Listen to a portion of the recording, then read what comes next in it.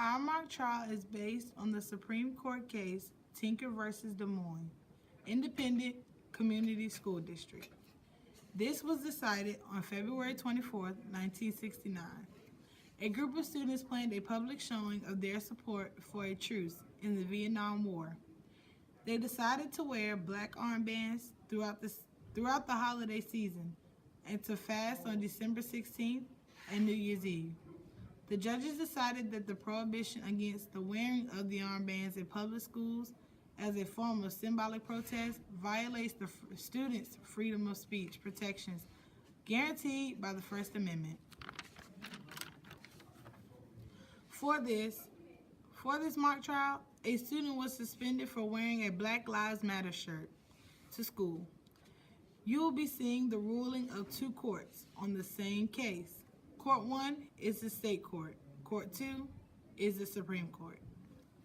Our term that we must define is sovereignty. Sovereignty is the authority of a state to govern itself or another state. This basically means a state has a right to put certain policies in place without interference from the government. In court case 1, it showed that the school had the right to suspend someone who wore a shirt that violated their policies.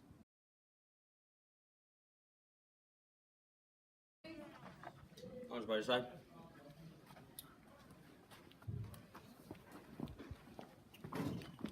You may be seated.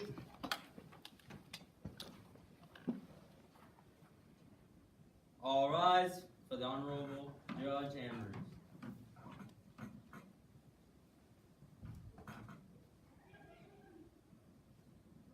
You may be seated. May the defendant stand. Ms. Mary Grace, you are suing your school for wrongful suspension, correct? Yes, Your Honor. Your Honor, Miss Mary Grace has been wrongfully suspended for wearing a Black Lives Matter t-shirt. This has violated the First Amendment of freedom of expression. Your Honor, in our code of conduct, we have a specific dress code. Miss Mary Grace clearly violated it. By the power invested in me by the state of North Carolina, you violated your school dress code.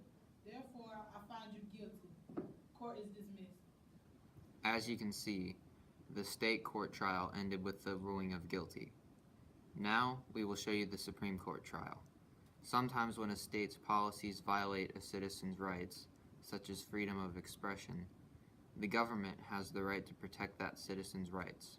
This is shown in the second court case.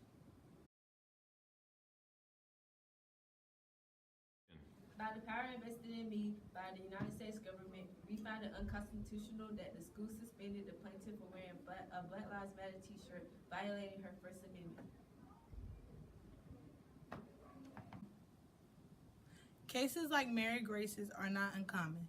In fact, recently they've become more common, not just between school systems and students, but between businesses and customers, or employees and employers. People feel like they now have the right to take away the guaranteed First Amendment right of speech, religion, and expression. This case was used to show how sovereignty continuously is impacting our everyday lives. Thank you for watching. Team Liberty.